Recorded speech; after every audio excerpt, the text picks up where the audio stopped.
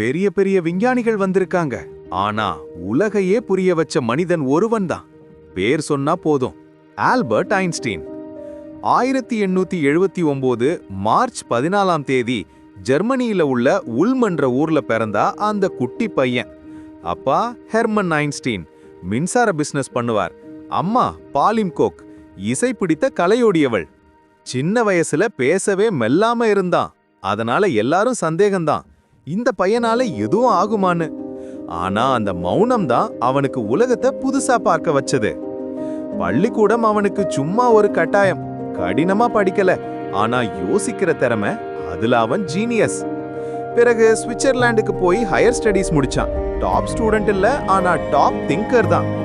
Job தேடி தவிச்ச அவனுக்கு patent ஆபீஸ்ல ஒரு வேலை கிடைச்சது. அங்கதான் அவன் யோசனைகள் எல்லாம் காகிதத்துல இறங்க ஆரம்பிச்சது. 1905 உலக வரலாற்றுல மிரக்கிள் இயர்னு சொல்றாங்க. அந்த ஆண்டுல ஒரே ஒரு மனிதன் 4 பெரிய கண்டுபிடிப்புகளை வெளியிட்டான். அதுல முக்கியமானது தியரி ஆஃப் ரிலேட்டிவிட்டி. அதே சம்கினை தான், E = mc². சின்ன ஈக்குவேஷன் மாதிரி இருக்கும், ஆனா அதுல யூனிவர்ஸ்னோட ரகசியம் இருக்கு. அதுக்கு பிறகு உலகமே அவனை விஞ்ஞானின்னு மட்டும் பார்க்கல, புத்திசாலித்தனத்துக்கே சின்னம்னு சொல்ல ஆரம்பிச்சாங்க. ஆனா ஐன்ஸ்டீன் சொன்னது வேற மாதிரி. Imagination is more important than knowledge. கற்பனை தான் அறிவை விட பெரியது.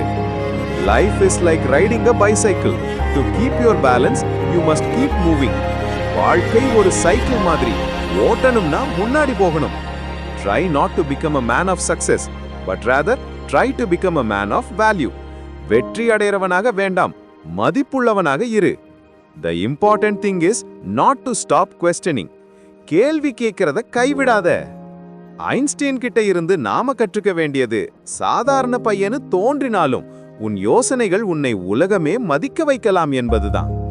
1955 ஏப்ரல் 18ஆம் தேதி அமெரிக்காவில் உள்ள பிரின்ஸ்டன் மருத்துவமனையில அவர் உயிர் பிரிந்தார்.